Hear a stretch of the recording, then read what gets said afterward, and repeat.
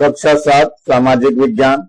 मैं आर.एस. प्रसाद सर आज आप लोगों को भूगोल पढ़ाने जा रहा हूं। अध्याय 2 है हमारी पृथ्वी के अंदर। इसके प्रश्न उत्तर है, चलिए देखते हैं इसमें क्या कुछ दिया हुआ है। तो सबसे पहले ये ले रहे हैं विश्व की खान। ये जो आपको दिखाई दे रही है बहुत बड़ी सी खान, काफी गहरी खान दिखाई दे रही है। तो ये विश्व की सबसे गहरी खान है जो दक्षिण अफ्रीका में स्थित है। इसकी गहराई लगभग 4 किलोमीटर है और तेल की खोज में इंजन ने 6 किलोमीटर गहराई तक खोज चुके हैं। पृथ्वी के केंद्र तक पहुंचने के लिए क्या करना चाहिए, जो कि बिल्कुल असंभव है। आपको समुद्र की सतह से 6000 किलोमीटर गहराई तक खोदना होगा और इतना खोदना बहुत मुश्किल होता है। तो ये आपको दिखाई दे रही है, ये विश्व की सबसे गहरी खान है जो कि कहां पर है, अफ्रीका में स्थित है। और इसकी गहराई लगभग कितनी है, 4 किलोमीटर है। तो ये याद रखना है आपको। चलिए थोड़ा देखते हैं लेसन के अंदर क्या है।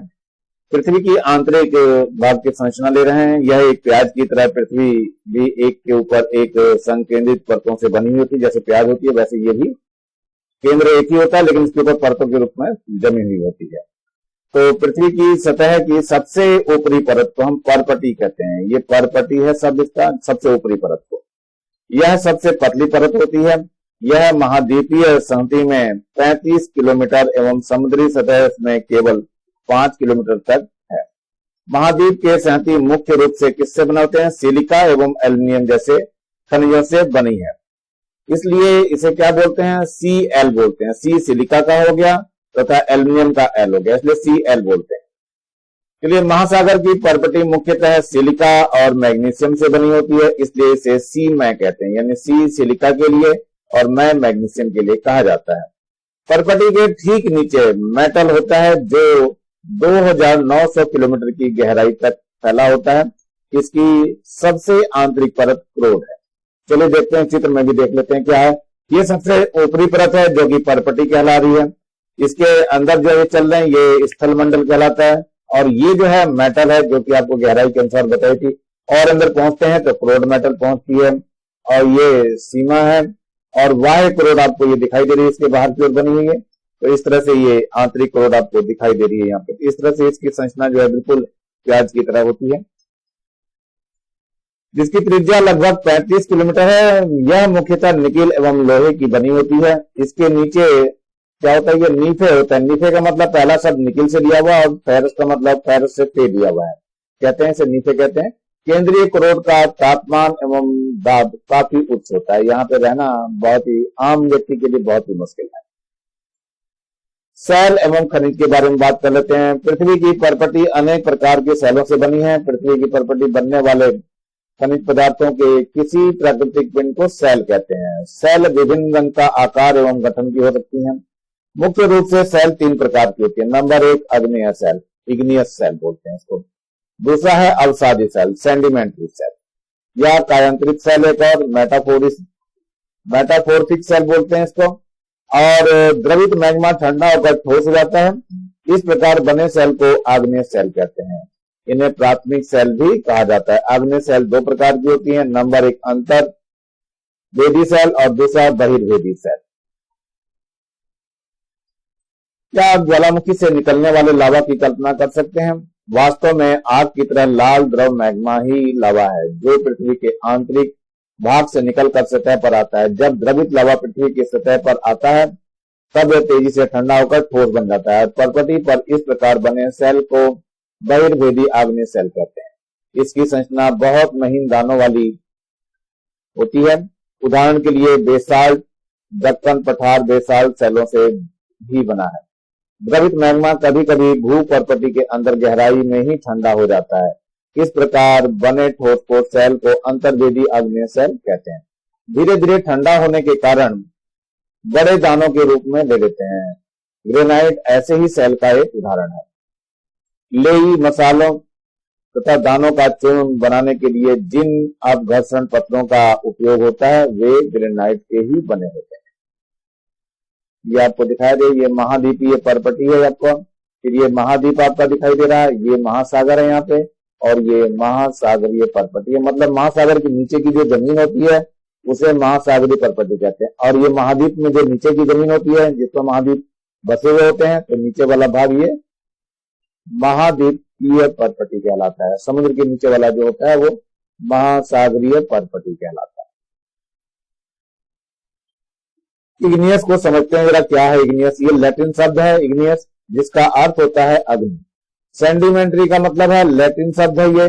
सेंडिमेंटल का अर्थ होता है स्थिर।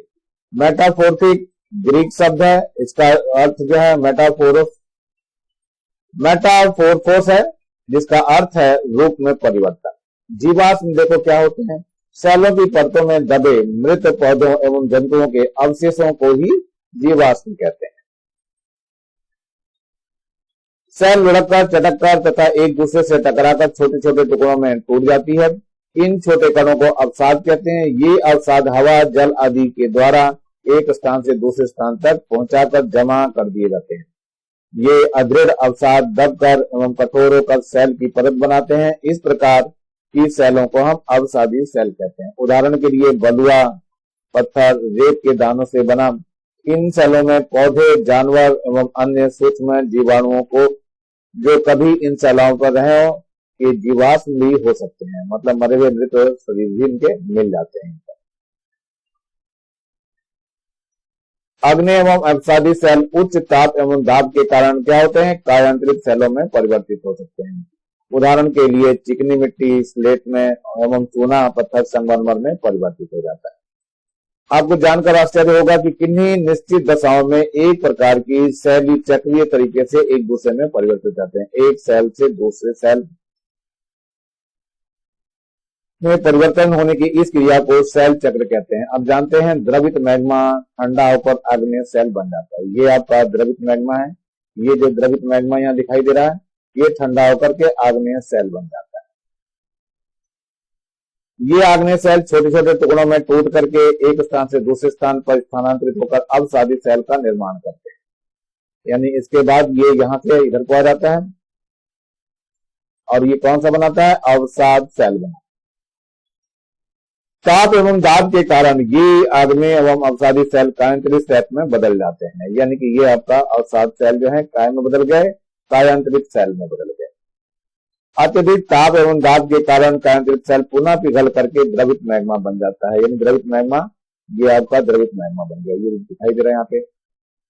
और द्रवित मैग्मा पुनः ठंडा होकर के आग्नेय सेल में परिवर्तित होता है, यानी कि ये फिर से आग्नेय सेल में बदल गया। तो ये क्रम आपका चलता रहता है।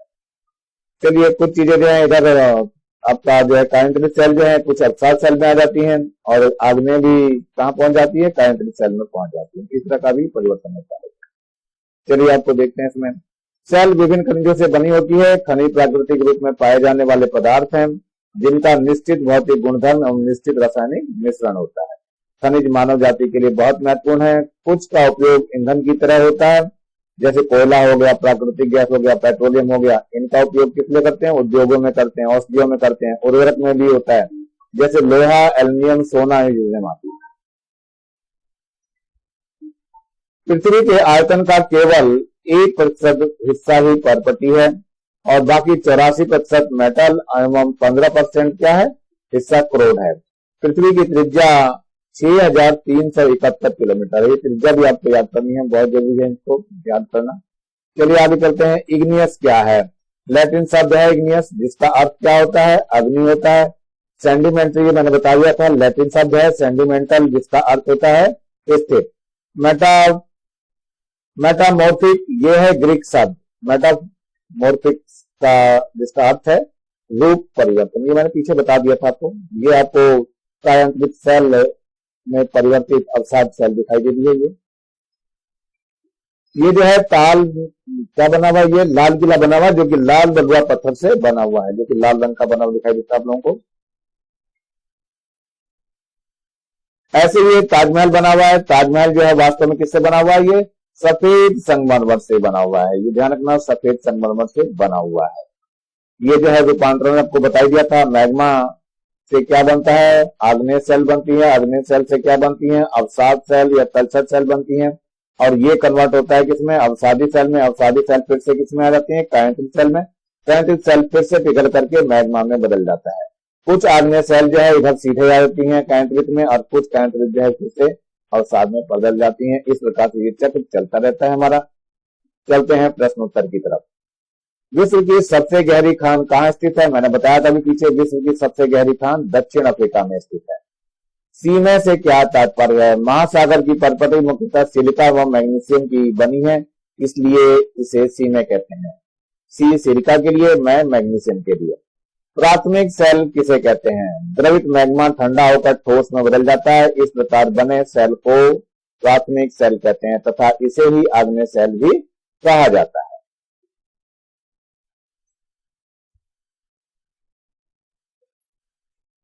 कायांतरित सेलों के उदाहरण लिखिए हैं। कायांतरित सेलों के उदाहरण दे रहे हैं। नंबर 1, चिकनी मिट्टी स्लेट में एवं चूना पत्थर संगमरमर में परिवर्तित हो जाता है।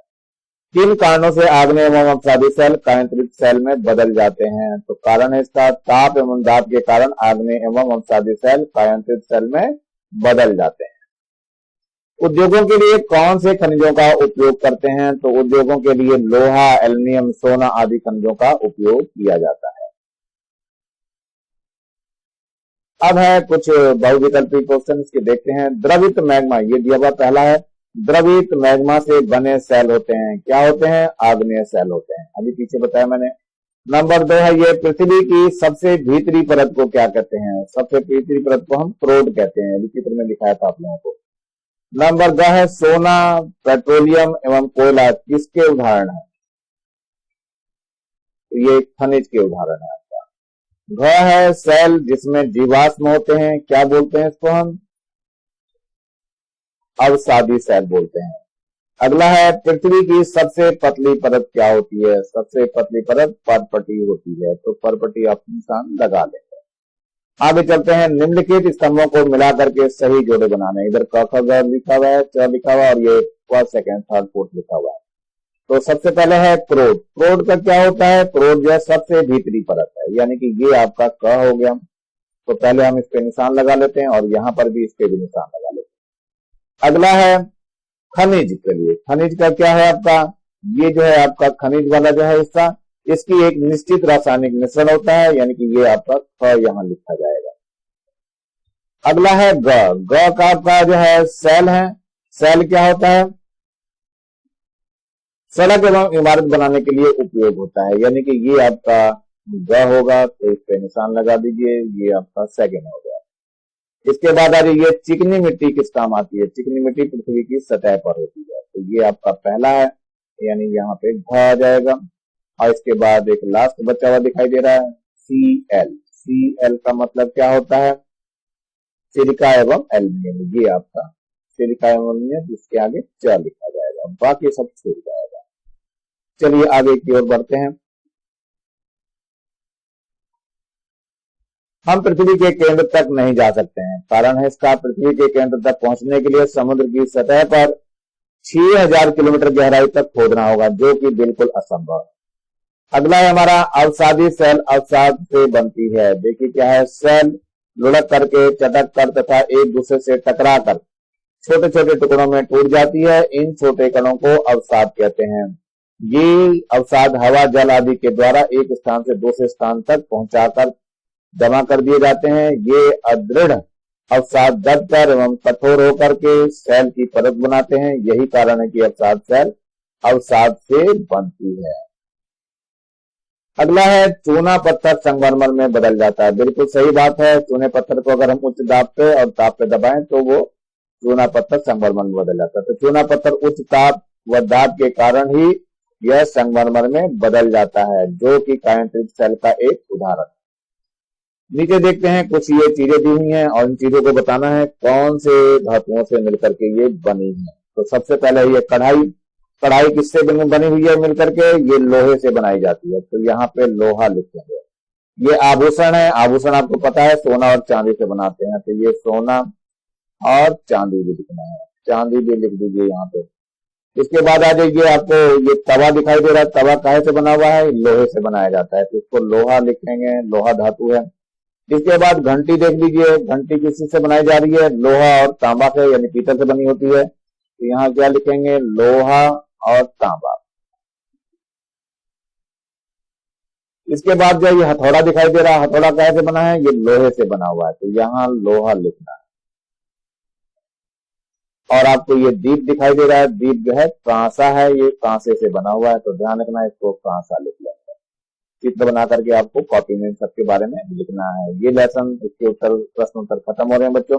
नीचे आपको लाल रंग का बटन दिखाई दे रहा है, इसको दबा करके सब्सक्राइब कर लेंगे और मेरे चैनल को लाइक करेंगे, कमेंट्स करेंगे और बेल आइकन को दबा लेंगे, जिससे मैं वीडियो डालूं तो आप लोगों को इसकी सूचना मिल जाए तुरंत।